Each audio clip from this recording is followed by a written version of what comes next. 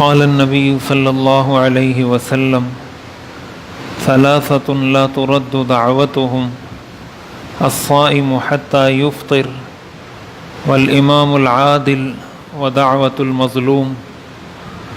حضور نبی کریم سرور دو عالم صلی اللہ علیہ وسلم نے ارشاد فرمایا، تین لوگوں کی دعائیں رد نہیں ہوتی۔ پہلے نمبر پر افطاری کے وقت روزہ دار کی دعا رد نہیں ہوتی۔ دوسرے نمبر پر عادل حکمران، منصف مزاج، انصاف فراہم کرنے والے حکمران کی دعا رد نہیں ہوتی۔ اور تیسرے نمبر پر مظلوم کی دعا رد نہیں ہوتی۔ یہ تین دعائیں ایسی ہیں جو ہر حال میں قبول ہوتی ہیں۔ ایک روزہ دار کی دعا افطاری کے وقت، ایک عادل حکمران کی دعا اور ایک مظلوم کی دعا۔ اور ایک دوسری روایت میں آتا ہے کہ مسافر کی دعا، اسی طرح والد کی دعا اپنی اولاد کے حق میں۔ بیہقی کی روایت میں جو تین افراد کا ذکر ہے ان میں ایک روزہ دار کا ذکر ہے، دوسرا والد کا اپنی اولاد کے لیے جو دعا کی جاتی ہے اس دعا کا ذکر ہے کہ والد کی دعا اپنی اولاد کے حق میں رد نہیں ہوتی، اور تیسرے نمبر پر مسافر کا ذکر ہے کہ مسافر کی دعا بھی رد نہیں ہوتی۔ اس حدیث شریف سے ہمیں یہ معلوم ہوتا ہے کہ اللہ تعالیٰ نے ہمیں یہ بہت ایک سنہری موقع عطا فرمایا ہے۔ رمضان المبارک کے اندر قدم قدم پر، لمحے لمحے پر اللہ تعالیٰ کی رحمتیں برس رہی ہوتی ہیں۔ تو یہ بہت بڑا سنہری اور گولڈن چانس ہے ہر شخص کے پاس کہ وہ افطاری کے وقت اللہ تعالیٰ سے مانگے، دعا کرے، جو اس کی ضروریات ہیں، جو اس کی مشکلات ہیں، ان کے حل کے لیے، اپنے لیے، اپنے گھر والوں کے لیے، پوری امت کے لیے دعاؤں کا اہتمام کرنا چاہیے۔ افطاری سے پہلے 3 منٹ، 4 منٹ، 5 منٹ جس کو مل جائیں تو یہ بہت بابرکت گھڑیاں اور لمحے ہوتے ہیں۔ اس کو ضائع نہیں کرنا چاہیے، گپ شپ کی نظر نہیں کرنا چاہیے، اہتمام کے ساتھ، پورے آداب کے ساتھ دعا کرنی چاہیے۔ گھر میں بچوں کو یہ بات سکھانی چاہیے کہ گھر میں ایسا ماحول بنائیں کہ جب افطاری میں یہ 5-6 منٹ باقی رہ جائیں تو سارے دعا میں مصروف ہو جائیں، دعا میں مگن ہو جائیں اور اللہ سے مانگیں۔ یہ مانگنے کا مہینہ ہے اور اللہ کو راضی کرنے کا مہینہ ہے، اس لیے ان کو ضائع نہ کریں۔ کسی کو کچھ پتہ نہیں، نہ کسی جوان کو، نہ کسی بوڑھے کو، نہ کسی بچے کو، نہ کسی بڑے کو، کہ اگلا رمضان کسی کو نصیب ہوتا ہے یا نہیں۔ کوئی ایسا شخص نہیں ہے جو یہ گارنٹی دے کے کہہ سکے کہ میں اگلے رمضان میں زندہ ہوں گا۔ تو یہ موقع اللہ نے دیا ہے، اس سے فائدہ اٹھانا چاہیے۔ ایک تو دعاؤں کا اہتمام، تہجد کا وقت ہوتا ہے، سحری کا وقت، یہ بھی قبولیت کا وقت ہے۔ اس وقت بھی اللہ تعالیٰ دعائیں قبول فرماتے ہیں۔ حدیث شریف میں آتا ہے جب رات کا آخری پہر ہوتا ہے، آخری حصہ ہوتا ہے، تو اللہ تعالیٰ آسمان دنیا کی طرف نزول کر کے فرماتے ہیں کوئی ہے مانگنے والا جس کو میں عطا کروں، کوئی ہے بخشش طلب کرنے والا جس کو میں بخش دوں، کوئی ہے رزق طلب کرنے والا جس کو میں رزق عطا کروں۔ ہر روز رمضان کے مہینے سے ہٹ کر بھی، پھر رمضان کے مہینے میں تو یہ اور زیادہ ہے۔ تو سحری کا جو وقت ہے یہ بھی قبولیت دعا کا وقت ہے۔ سحری کے لیے جب اٹھیں تو کوشش کرنی چاہیے کہ 2 رکعت، 4 رکعت، حضور علیہ الصلاۃ والسلام کا تو معمول تھا 8 رکعت آپ پڑھا کرتے تھے، قیام صلاۃ اللیل جس کو کہا جاتا ہے۔ تو اگر توفیق ہو تو 8 رکعت تہجد کی نماز پڑھ لی جائے، اس کی توفیق نہ ہو 2 رکعت پڑھی جا سکتی ہیں، 4 پڑھی جا سکتی ہیں، جو بھی مقدار ہو وہ نماز پڑھ کر اللہ تعالیٰ سے دعا کریں۔ تو ایک تو دعاؤں کا اہتمام ہر لمحے رکھیں۔ دوسری بات یہ سمجھنی چاہیے کہ سحری اور افطاری کے وقت جو دعائیں پڑھی جاتی ہیں، روزے کے بارے میں ایک بات، یہ ہر فرض عمل، ہر عمل کے بارے میں نیت کی اہمیت ہوتی ہے کہ اس عمل کا دار و مدار نیت پر ہوتا ہے۔ جس طرح نماز کی نیت ہوتی ہے اس طرح روزے کی بھی نیت ہوتی ہے، اور روزے کی نیت کا مطلب ہوتا ہے دل کا ارادہ۔ زبان سے جو الفاظ ادا کیے جاتے ہیں یہ نیت نہیں ہوتی، یہ نیت کے الفاظ ہوتے ہیں۔ جس طرح نماز کے لیے نیت کی جاتی ہے وہ بھی دل سے کی جاتی ہے، زبان سے کلمات کا ادا کرنا کوئی ضروری نہیں ہے۔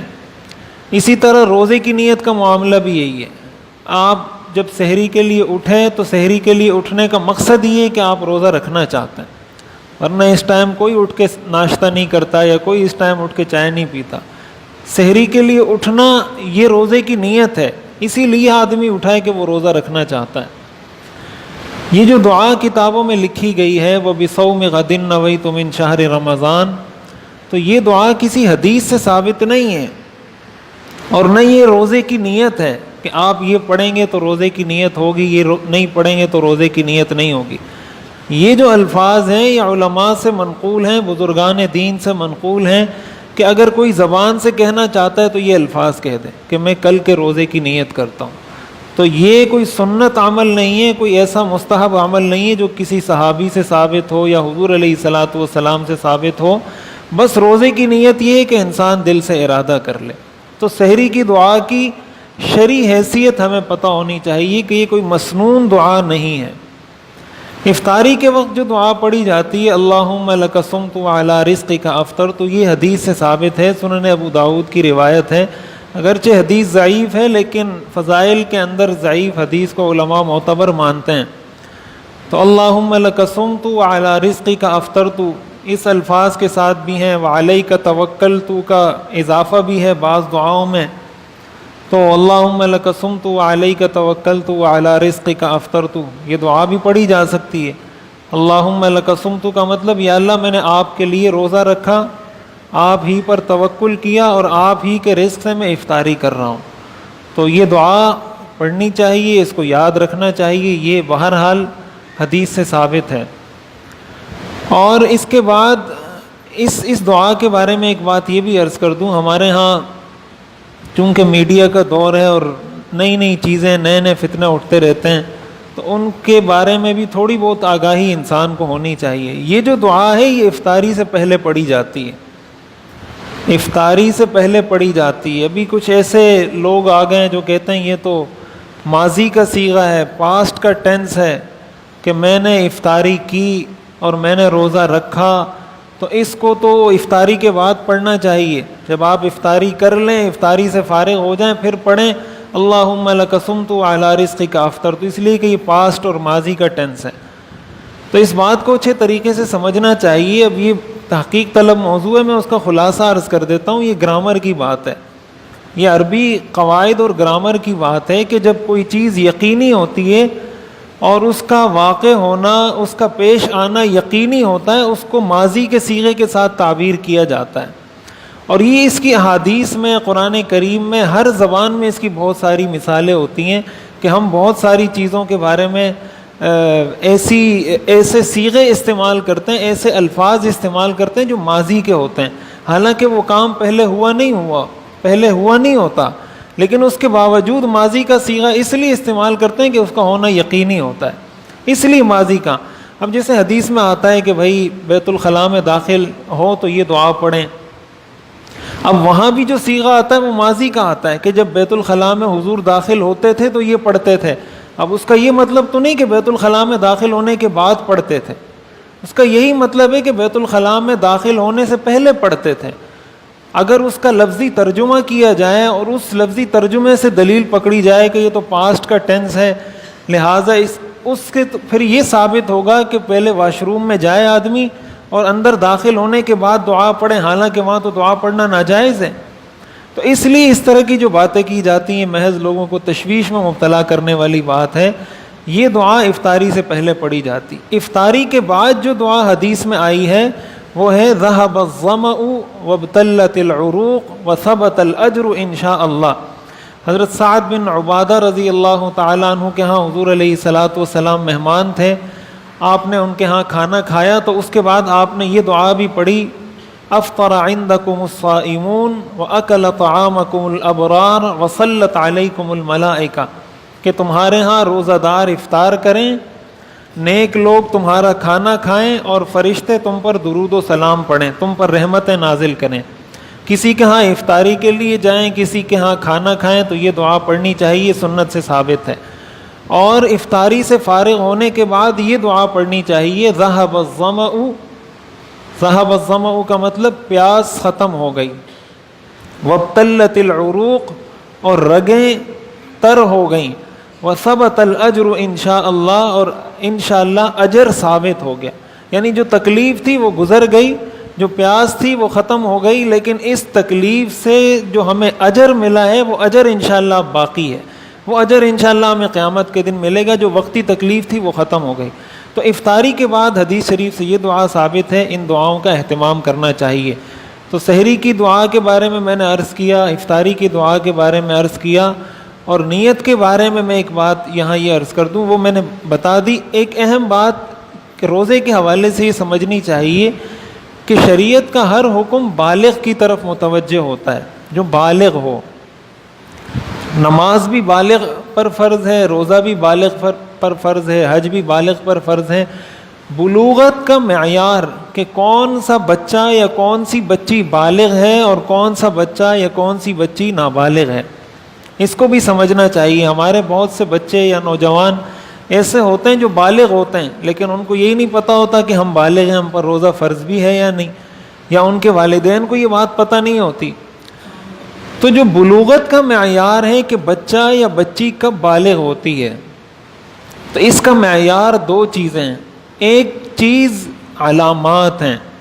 علامت کا مطلب یہ ہے کہ بچہ اس وقت بالغ ہوتا ہے جب اس کو احتلام ہو جائے، جب اس کو انزال ہو جائے، جب اس پر غسل فرض ہو جائے، چاہے وہ 9 سال کی عمر میں ہو، 10 سال کی عمر میں ہو، 11 سال کی عمر میں ہو. جب بچے کو احتلام ہو جائے، اس پر غسل فرض ہو جائے، اس کا مطلب یہ بچہ اب بالغ ہو چکا ہے. اس پر نماز بھی فرض ہے، اس پر روزہ بھی فرض ہے، صاحب نصاب ہے تو حج بھی فرض ہے، زکوٰۃ بھی فرض ہے.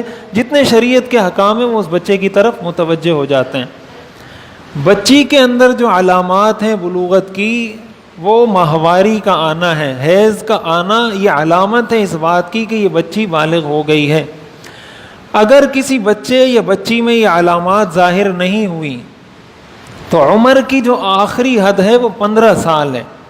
15 سال قمری اعتبار سے، جو چاند کی تاریخ ہے، جو اسلامی مہینے ہیں، اسلامی سالوں کے اعتبار سے جب کسی بچے یا بچی کی عمر 15 سال ہو جائے، شریعت اس کو بالغ کنسیڈر کرتی ہے. اب ایسے بچے یا بچی پر نماز، روزہ، جتنے شریعت کے احکام فرض ہوتے ہیں وہ اس بچے یا بچی پر فرض ہو جاتے ہیں. لیکن حدیث شریف میں آتا ہے مروا اولادکم بالصلاۃ وہم ابناء 7 واضربوہم علیہا وہم ابناء 10، کہ جب بچے 7 سال کے ہوں ان کو نماز کا حکم دو، اور جب 10 سال کے ہو جائیں ان کو نماز نہ پڑھنے پر مارو. مقصد یہ کہ 7 سال کی عمر سے بچے کی تربیت اس بات پہ شروع کر دی جائے کہ جو فرائض ہیں اس کا اہتمام بچہ شروع کر دے. اور 10 سال کی عمر میں تو اس کو عادت پڑ جانی چاہیے فرائض کی، چاہے وہ نماز ہے یا جو بھی فرض ہے.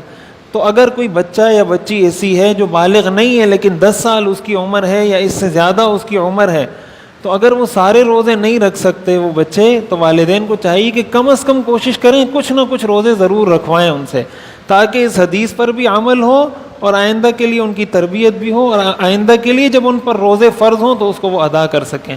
اللہ تعالی ہمیں سمجھنے اور عمل کرنے کی توفیق عطا فرمائے.